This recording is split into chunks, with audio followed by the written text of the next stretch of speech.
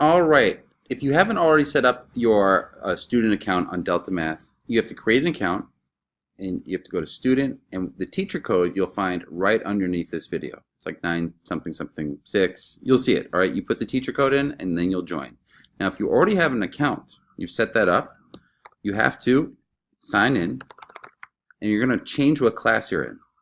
The way you're going to change the class, because you'll see there's nothing here, and trust me, there's plenty of work to do.